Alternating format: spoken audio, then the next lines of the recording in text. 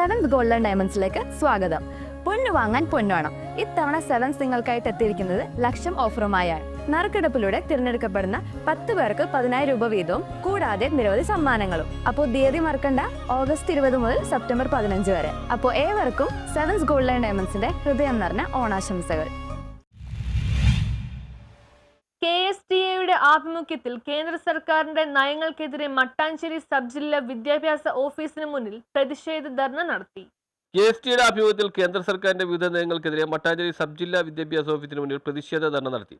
KSTA ജില്ലാ vice president TK Shibu ഉദ്ഘാടനം ചെയ്തു. കേരളമടക്കമുള്ള സംസ്ഥാനങ്ങൾക്ക് വളരെയധികം സാമ്പത്തിക നഷ്ടമുണ്ടാക്കുന്ന രീതിയിലാണ് ഓരോ വർഷവും കേന്ദ്രം ഫണ്ട് അനുവദിക്കാതെ കടന്നുപോയിക്കൊണ്ടിരിക്കുന്നത്. നേരത്തെ ഇവിടെ സോദമാസം സൂചിപ്പിച്ചതുപോലെ ഏകദേശം 57,400 കോടി രൂപയാണ് ഒരു പദ്ധതി വർഷം നമ്മൾ കേരളത്തിനെ കേന്ദ്ര സർക്കാർ തരാതെ തിരിച്ചുവിട്ടുകൊണ്ടിരിക്കുന്നത്.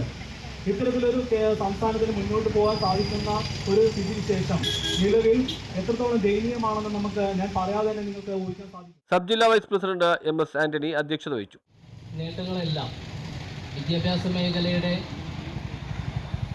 അടിസ്ഥാന സൗകര്യങ്ങൾ അല്ലെങ്കിൽ വിദ്യാഭ്യാസ മേഖലയുടെ വിജയം തന്നെയാണ് കേരളം നേടിയിട്ടുള്ള എല്ലാ മേഖലകളിലുമുള്ള വിജയം.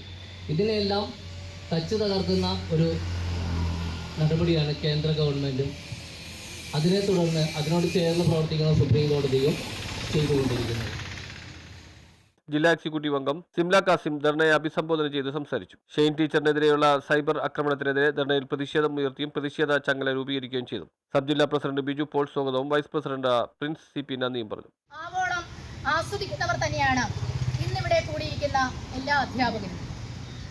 എന്നാൽ നമ്മുടെ വിദ്യാഭ്യാസ മേഖലയെ തകർക്കുവാനുള്ള സമീപനമാണ് കേന്ദ്ര സർക്കാരിന്റെ ഭാഗത്തു നിന്നും ഉണ്ടായിട്ടുണ്ട്. News bureau, fort Kochi.